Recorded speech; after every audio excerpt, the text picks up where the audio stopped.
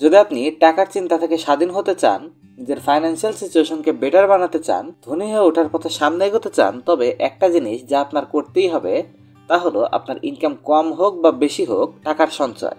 জি হ্যাঁ, যত বেশি আপনি আপনার ইনকাম থেকে টাকা সঞ্চয় করবেন এবং ওই বাঁচানো টাকাকে বুদ্ধিমত্তার সাথে ইনভেস্ট করবেন, ততটাই আপনি আপনার ফাইন্যান্সিয়াল লাইফকে বেটার বানাতে পারবেন, ততটাই আপনার ধনী হওয়ার চান্স বাড়তে থাকবে।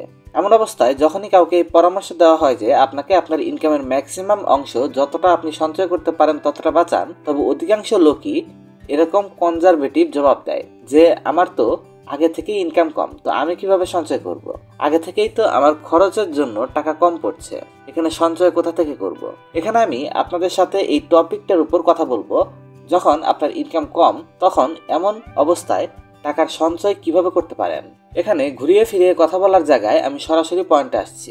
আপনি যদি এটা বুঝতে চান কিভাবে আপনি আপনার টাকা সঞ্চয় করবেন যখন আপনার ইনকাম কম থাকবে, এক্ষেত্রে শুধুমাত্র দুইটা জিনিস আপনার ধ্যান দিতে হবে। প্রথম বিষয়টা হলো, আপনি যদি কোনোভাবে আপনার খরচের উপর কন্ট্রোল করতে পারেন এবং কিছু অপ্রয়োজনীয় খরচকে কম করতে পারেন, তবে আপনার এটা করতেই হবে। এই কাজটা আপনি আজ থেকেই শুরু করতে পারেন। যেভাবেই হোক আপনার খরচগুলোর উপর নিয়ন্ত্রণ আনতে হবে, আর যে টাকাটা এক্সট্রা থাকবে তাকে বাঁচান। এরপর দ্বিতীয় অপশনটা হলো, ধরুন আপনি আপনার খরচের উপর নিয়ন্ত্রণ রাখতে পারেন না, বা আপনার কিছু দরকারি জিনিসেই সব খরচ হয়ে যাচ্ছে আর এতেই আপনার টাকা শর্ট পড়ছে, তবে এমন অবস্থায় দ্বিতীয় অ্যাডভাইসটা হচ্ছে আর্ন মোর ওয়ার্ক মোর। মানে আপনার ইনকাম বাড়াতে হবে, আর এজন্য হতে পারে আপনাকে বর্তমানে যতটুকু কাজ করছেন তার থেকে বেশি কাজ করতে হবে। এখানে খেয়াল রাখুন, যেখানে আপনি চাকরি বা ইনকাম করছেন সেখানে যদি আপনার ইনকাম বাড়ার সোর্স না থাকে, তবে আপনি আপনার জবকে সুইচ করার ব্যাপারে চিন্তা করতে পারেন। এর বাইরে আপনি কিছু সাইড হ্যাসেল, কিছু ছোটোখাটো বিজনেস, ছোটোখাটো কাজ আপনি এক্সট্রা করতে পারেন, যার মাধ্যমে আপনার ইনকাম বাড়বে। এখানে যখন কথা হচ্ছে নিজের ইনকাম বাড়ানোর এক্সট্রা ইনকাম সোর্সের, এক্ষেত্রে যে এক্সট্রা ইনকামটা আসবে সেটাও আপনি সঞ্চয় করতে পারেন। এজন্য এক্সট্রা ইনকাম করে আপনি যে কাজ এবং ইনকাম করছেন তা আপনাকে খুব চিন্তা ভাবনা করেই করতে হবে এবং দ্রুত টাকা বানানোর কোনো স্কিম থেকে দূরে থাকতে হবে।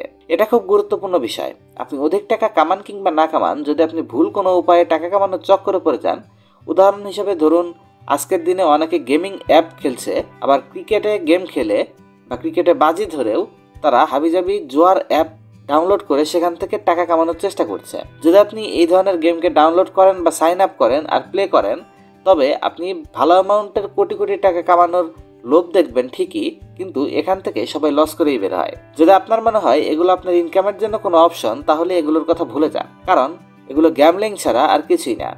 এখানে শুধু আপনি সময় বরবাদ করছেন, বরঞ্চ যে টাকা আপনি নষ্ট করছেন এখানে সেটা আপনার কষ্টের কামাই। এছাড়া এটা একবার অভ্যাসে পরিণত হয়ে গেলে আপনি অনেক বড় ট্র্যাপে পড়তে পারেন। তাই এক্সট্রা ইনকাম থাকুক আর না থাকুক, এ ধরনের ভুল থেকে দূরে থাকুন। বরঞ্চ আপনার একটা পলিসি বানিয়ে নিতে হবে যে টাকায় আপনি কামাবেন আপনি সৎ পথে কামাবেন। হয়তো সেখানে আপনার পেরেশানি হচ্ছে, কিন্তু আপনি আপনার নিজের পরিশ্রম থেকে যখন টাকা কামাবেন, তখন কোনো শর্টকাটকে অ্যাভয়েড করে টাকা বানানোর জন্য আপনি সেটাকে ভালোভাবে ব্যবহার করতে পারবেন।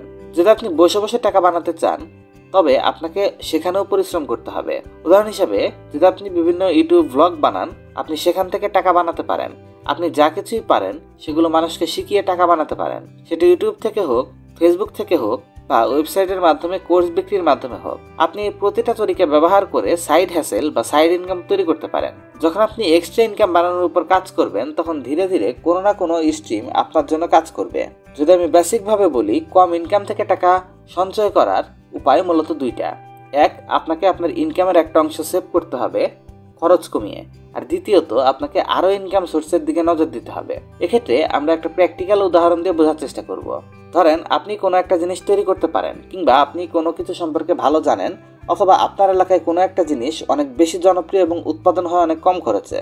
উদাহরণ হিসেবে ধরুন, কিছু অঞ্চলে বাঁশ এবং কাঠের তৈরি শোপিসগুলো অনেক বেশি উৎপাদিত হয়। আপনি আপনার চাকরির সময়ের বাইরে এই সমস্ত জিনিস কিনে ফেসবুকে বিজ্ঞাপন দিয়ে কিন্তু সেল করতে পারেন, অথবা আপনি চাইলে এগুলো তৈরির প্রসেস ইউটিউবে শেয়ার করতে পারেন মানুষদের সাথে। যদি আপনি একটা ফলোয়ার বেস তৈরি করতে পারেন, তবে তাদের কাছে ওই জিনিসগুলো অলমোস্ট কোনো মার্কেটিং ছাড়াই বিক্রি করতে পারবেন আপনার সাইটে। আপনি যে কোনো পণ্য অনলাইনে বিক্রি করলে সেগুলো হোম ডেলিভারি অ্যাপ সার্ভিসের মাধ্যমে মানুষের বাড়ি পর্যন্ত পৌঁছে দিতে পারেন। উদাহরণ হিসাবে আমি একটা বাস্তব বিজনেসের উদাহরণ দিচ্ছি। আমার এক ফ্রেন্ড তার এলাকার উৎপাদিত শীতল পাটি সারা দেশে বিক্রি করে ফেসবুক অ্যাডভার্টাইজিং এর মাধ্যমে। প্রথমত সে তার ফ্রি টাইমে ফেসবুক মার্কেটিং বা ডিজিটাল মার্কেটিং এর একটা কোর্স করে নেয়, যার মূল্য ছিল 3,000 টাকা। কোর্সটি করার পর সে শিখতে পারে কিভাবে ফেসবুকে পণ্য বিক্রি করা যায়। পরবর্তীতে সে এমন একটি প্রোডাক্ট খুঁজতে থাকে যেটা চাহিদা মানুষের কাছে আছে এবং যে পণ্যটি তার এলাকায় উৎপাদিত হয়। গেস করুন কি হয়েছিল। প্রথম বিজ্ঞাপনগুলো তেমন চলেনি, কিন্তু পরবর্তীতে একটা সময় ভালো সেল আসতে শুরু করে এবং বর্তমানে তার একটা প্রতিষ্ঠিত বিজনেস সেটা, এবং সেখান থেকে একটা ভালো অঙ্কের রোজগার সে করছে। এই ধরনের ব্যবসাগুলো আপনি সামান্য কিছু সময় বের করে সাইড হ্যাসেল হিসাবে বা সাইড ইনকাম অপশন হিসাবে শুরু করতে পারেন। আর জব থেকে আপনার খরচগুলো চললে বিজনেস থেকে আসা সমস্ত প্রফিট আপনি ইনভেস্ট করতে পারবেন এবং সঞ্চয় করতে পারবেন।